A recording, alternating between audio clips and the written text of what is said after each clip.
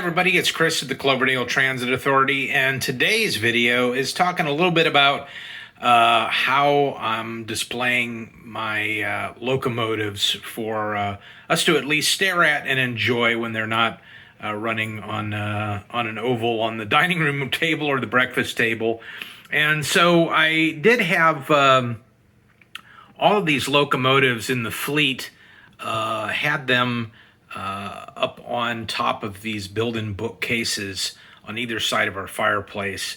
And so I wanted to kind of tidy all that up, and I didn't like the fact that they were out in the open air collecting dust.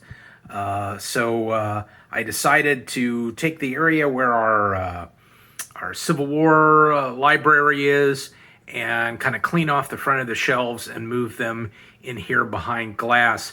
So it's kind of hard to look through the glass at these. So let me open this up and talk a little bit about displaying locomotives. All right, that's a little better. We can see without the glass in the front. And hey, let me get all the YouTube stuff out of the way. If you like the content on our channel and if you like this video, when you get to the end, don't forget to click subscribe and also click like. That helps the algorithm find the videos and help suggest the videos to other people who are interested in model railroads. But also, don't forget to click the little bell, and that will let you know whenever we publish a new video.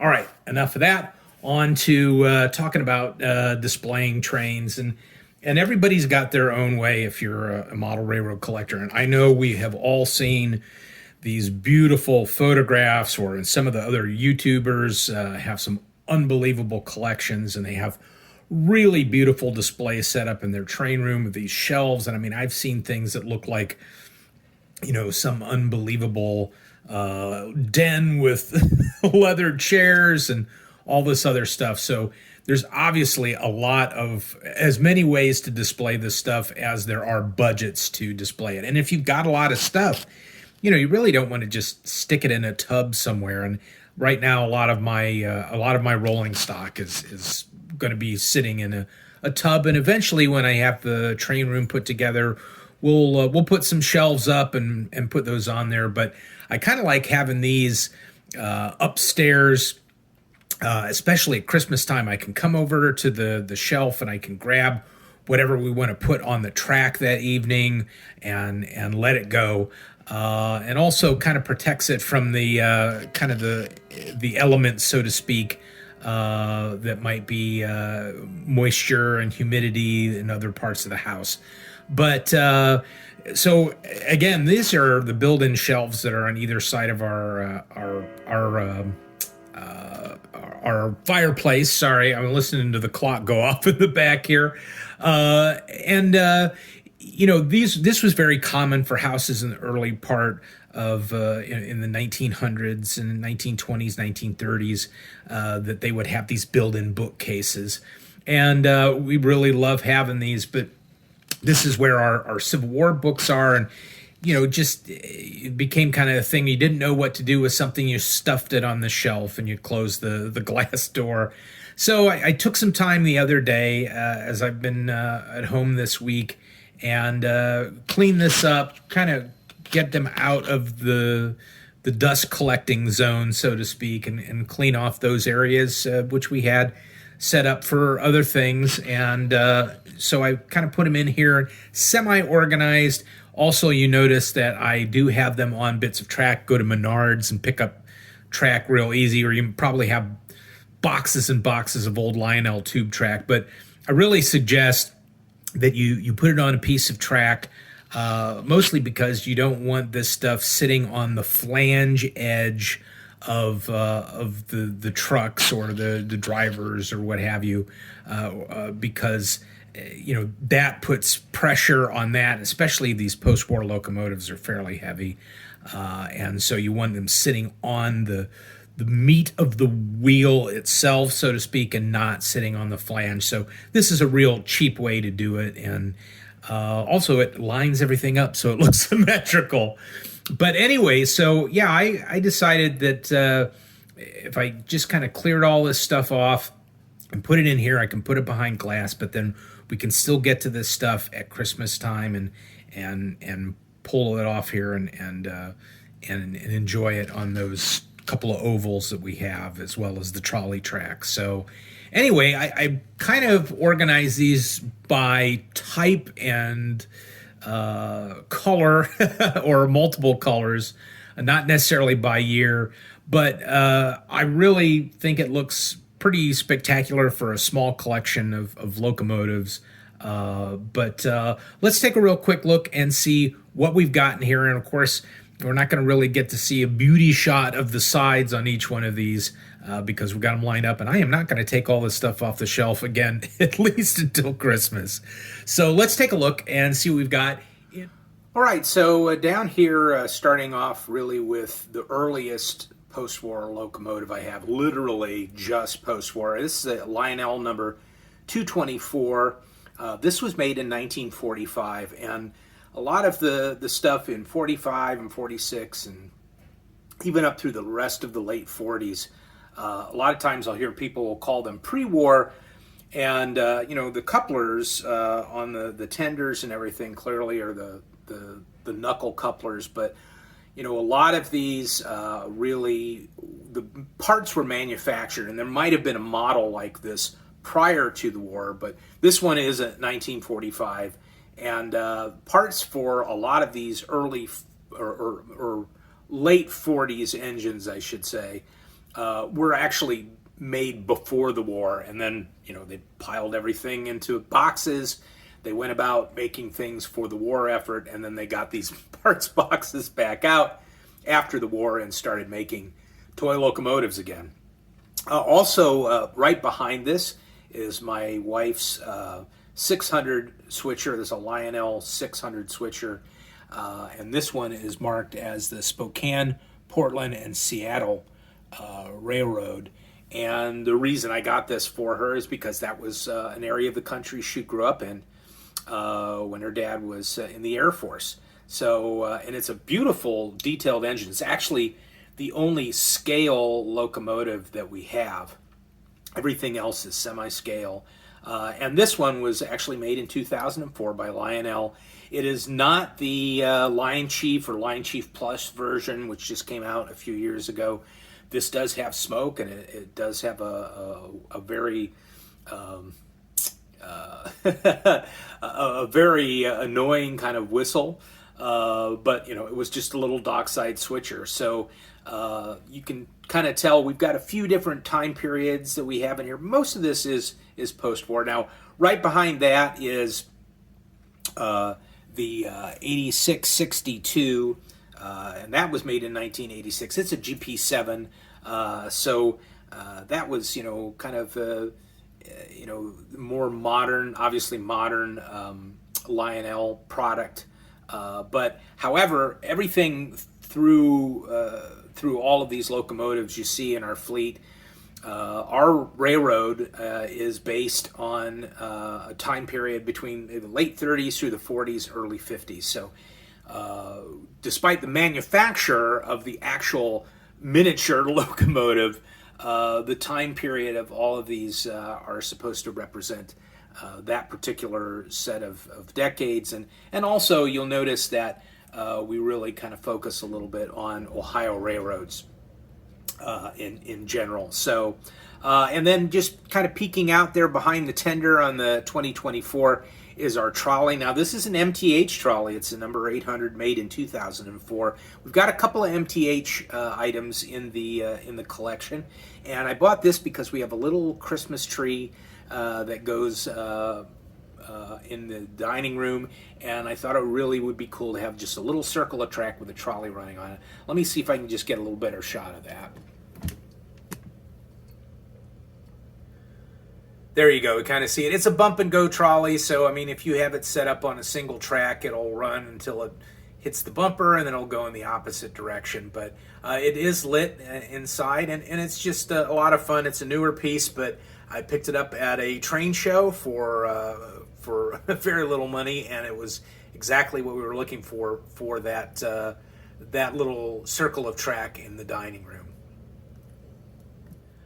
Next to those on the shelf, we have in the front something that I never really anticipated picking up because I was never really interested in the 242 engines that Lionel put out, the Scout engines, because I just felt like it sort of represented some of the cheapest stuff that Lionel put out. And nothing personal against you guys that are collecting. My dad collects these, but I never really had a great interest in this. And I picked up kind of a junk box off of Facebook Marketplace of different parts and cool little bits and bobs, and in it was this engine with the tender, and I thought, oh, here's one of these little things, and it's actually from the 1950s. This is a 1952. This actually was upgraded. It was built on a Scout frame, but they they put a nice tender with it, and it has a headlight, and it's a really good running little engine if you like these little 242s, and I'm actually kind of happy to have this in the collection because I do like to represent the different types of Lionel locomotives that came out during post-war. So this is my tip of the hat to the 242, and then also behind that you'll see the 8111 switcher that is marked with Detroit, Toledo, and Ironton. Again, we're representing Ohio railroads here. But this one was built in between 71 and 74. They made this particular engine, and this came with a freight set. And it's a real simple locomotive, but I got it off of eBay for next to nothing, and I like the fact that it represented this type of switcher, and also represented another Ohio railroad. There in the back you see there's another GP7. Now that's Rio Grande, and you wonder, well, why is Cloverdale Transit Authority running a Rio Grande? Now that is a dummy locomotive that will lash up to the other GP7 for a consist. But the reason I have that on there is that sort of represents a railroad we currently have running here in Ohio that has a legacy, and that's Wheeling and Lake Erie. The current CEO of Wheeling and Lake Erie, that's just a small switching railroad here in Ohio. He used to be one of the big wigs over there at Rio Grande, and so he bought a lot of locomotive stock that Rio Grande was liquidating. So we see a lot of Rio Grande, still painted Rio Grande locomotives running around here in my neck of the woods as part of Wheeling and Lake Erie. And someday I would love to have a Wheeling and Lake Erie steam locomotive or an early diesel. But this right now is my tip of the hat, and again, it's a dummy engine that I can lash up in a consist with the Baltimore and Ohio GP7. So there in the middle is a cool little locomotive that's an RS3 that my mother and father-in-law picked up for me at a train store in Georgia, and that is the 721. This was particular locomotive was built between 1992 and 1993, and it was an exclusive. You could only get this at J.C. Penney's. So you couldn't order this through the Lionel catalog. Obviously you can find it on eBay or in train stores today, but originally it was only distributed through J.C. Penney's, along with a little railroad set that came with a track and came with a transformer. But the locomotive itself came in a little plastic display case, so it was kind of cool. But it's got a great horn on it, and it's a great runner. The only locomotive in the collection that I don't have on display, it's still in the box, basically because it's pretty big and there is no longer any room in this particular set of shelves, is the MTH Commodore Vanderbilt, which was manufactured in 1998, 1999, has Proto 1 sounds, and it's a beautiful engine, but it would take up a lot of room, so that one still sits in the box. But I did a video, it was like one of my first videos I did.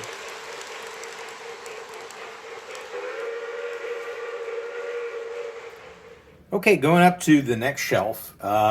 Here in the front, we've got Lionel's 1666. This was from 1946. And again, this is another one of those that parts were made prior to the war and assembled after the war. But this engine is one of two engines in my collection that has a personal connection. This was the locomotive, along with, I got the cars and everything else, but my neighbor, my best friend growing up, this was his dad's, and they ran it around the Christmas tree, and he also had a layout in the basement, and my buddy Dennis and I used to play with this thing all the time, and it had all of the different, coal cars and, milk jug car and all that stuff. And so we really loved this, and this was his dad's when he was a little kid. And then recently I was honored to carry on the mantle and take care of this engine and keep it running. And so this I have a really personal relationship with, in addition to one other engine, which we'll talk about here at the end. And right behind that, we've got the 2035.